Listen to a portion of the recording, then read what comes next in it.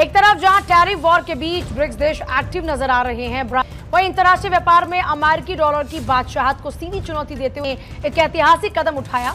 Dollar के दबदबे को खत्म करने की दिशा में भारत ने एक और बड़ा कदम उठा लिया है।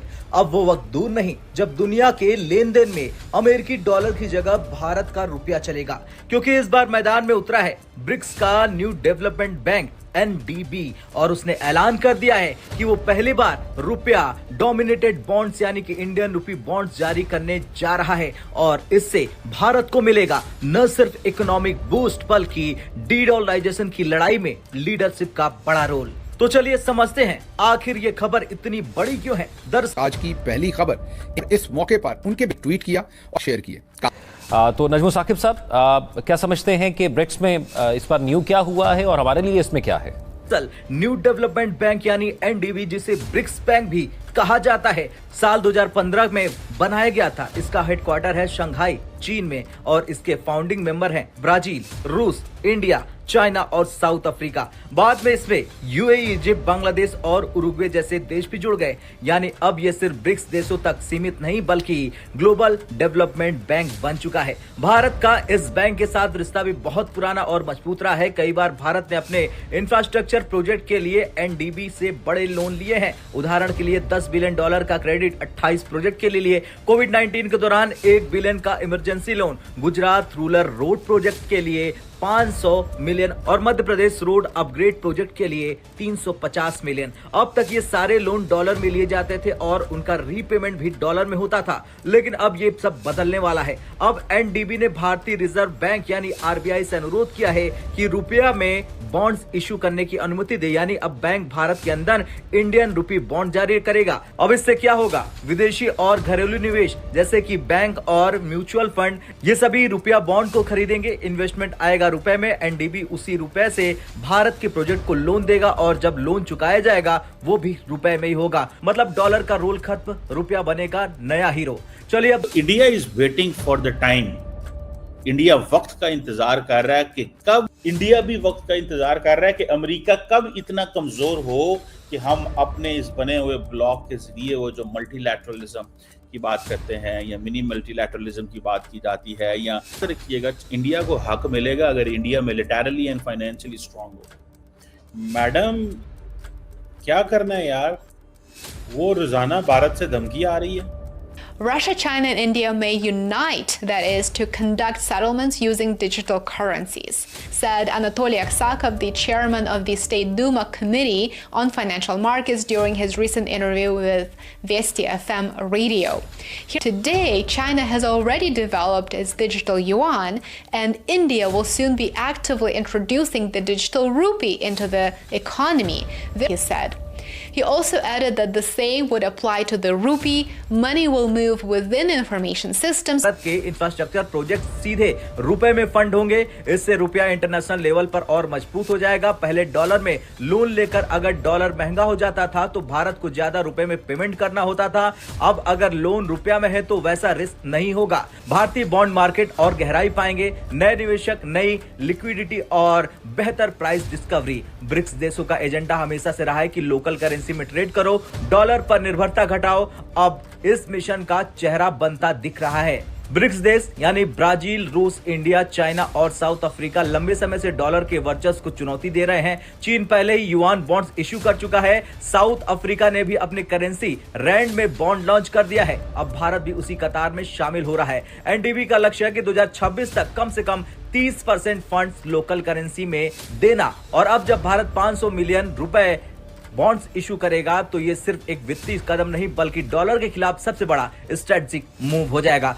क्या अमेरिका का ये जो एक धमकी है ये डुएबल है? किस हद तक इस पे जो ट्रंप हैं वो अमल दरामद करवा सकते हैं इन केस कि अगर ये इसकी ऑल्टरनेटिव करेंसी आती है USD के? सो इट इज नाउ और never. But having said that, क्या वो ये चीज ट्रंप के बगैर कर सकता है? बिकॉज अगर इस वक्त ट्रंप को ठुट कर आता है, ट्रंप का नोबेल पीस प्राइज भी फारिग हो जाता है और उसकी एक हजीमत भी होती है। ट्रंप बड़ा पर्सनलाइज हर चीज़ों को लेता है। तो पूरी दुनिया एक तरफ है, ट्रंप और वो एक तरफ थे। अगर ट्रंप भी दूसरा खड़ा हो जाएगा तो फिर करेगा कैसे? How can he do it? देखिए, फिर लड़ाइयाँ शुरू कर रहे हैं वो भी हमारे साथ। तो मैडम ये क्यों हमले की बातें कर रहे हैं? राजनाथ सिंह तो इंडिया का कह रहा है भाई तुम्हें मौका मिलेगा तैयार रहो, वाहेगुरु की कृपा से, भगवान की जो है वो दया से आपको मिलेगा। अब तो मुझे भी थोड़े थोड़े लफ्ज आ सर आपने सबसे पहले घबराना नहीं है। यहाँ पे ये जो इमरान खान कहा करते थे ना, वो मैं आपसे कह रही हूँ, आपने सबसे पहले घबराना नहीं है सर, अपनी तैयारी मुकम्मल रखें। वो तो अच्छी बात है, बताकर हमला करेंगे। अब पहले तो उन्होंने बिना बताए कर दिया था, लेकिन ये जरूर है कि जाहिर है कि दोनों कंट्रीज में अब ये कब ऐसा वक्त नहीं आया जब आपको ये लगाओ कि भारत अटैक नहीं करेगा, या कब भारत को ऐसा लगा कि पाकिस्तान की तरफ से कोई गड़बड़ नहीं की जाएगी। दोनों हमेशा से एक दूसरे को यही कहते आए हैं, जब से बना है पाकिस्तान तब से ये सिलसिला है।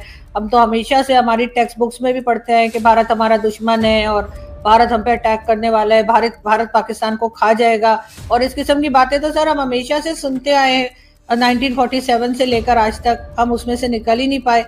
तो आज अगर हमें इस किस्म की स्टेटमेंट सुननी पड़ रही हैं तो उसमें हैरान होने वाली ना तो कोई बात है ना कुछ। हाँ, ये जरूर है कि हमारी जो मिलिट्री इस्टेब्लिशमेंट है और हमारी जो फौज है उनको फिर अपनी तैयारी पकड़ लेनी चाहिए, इसलिए कि इनको इसी काम के लिए तो तनख्वाह मिलती है ना, इन्हें सियासत करने के लिए या गवर्नमेंट लाने ले जाने के लिए, गिराने के लिए, या जो पॉलिटिशियंस हैं उनको फांसी देने के लिए, अरेस्ट करने के लिए थोड़ी रखा है पब्लिक ने। जो ये पब्लिक के पैसे से अपना घर चलाते हैं, सैलरीज लेते हैं, तो इसीलिए है ना कि बॉर्डर सेफ रहे। लेकिन बात सबसे बड़ी ये है कि उन्होंने ये तो हो सकता है, मैं आपको एक एक्सट्रीम सिनारियो दे देता हूँ। ट्रंप की अजीमतें कम हुई हैं पिछले 3-4 महीने में। हर छोटे मोटे मुल्क ने उसकी अजीमत की है। उसका वो जो था वो टैरिफ प्लान, वो किधर आपको नजर आता है? इस वक्त अमेरिका की जो गवर्नमेंट है वो स्टैंड स्टिल पे, वो चल ही नहीं रही। सो ट्रंप का कमाल ये नहीं है कि वो जीते जाते हैं, उसने वहां भी स्पिन दे दिया, उसने वहां भी स्पिन दे दिया। हाँ, लेकिन उसके मुल्कों, उसके अपने शहर में इस वक्त अमेरिका में एक खाना जंगी के हाल में पब्लिक वो तो वहां भी पॉलिटिक्स कर रहा है ना। बट मेरे कहने का मकसद ये है कि डू नॉट एज्यूम कि ये वो अमेरिका है जो कभी था। एक बार फिर से अमेरिका को जोर का झटका लगने वाला है, क्योंकि ब्रिक्स देशों से ऐसी खबर आई है जिसको सुनने के बाद इस समय अमेरिका होश में नहीं रहेगा।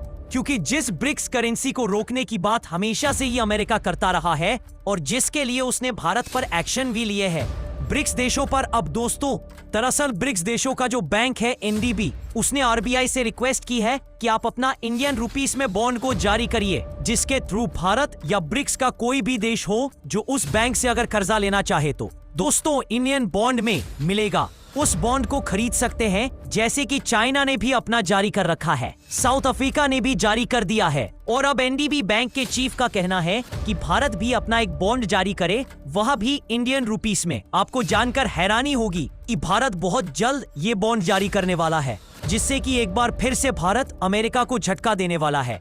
ये खबर ऐसे वक्त में सामने आई है जिसमें अमेरिका और भारत के बीच तनाव चरम सीमा पर है। ऐसे में दोस्तों, जब ये धमाका भारत करेगा तो दुनिया और पाकिस्तान के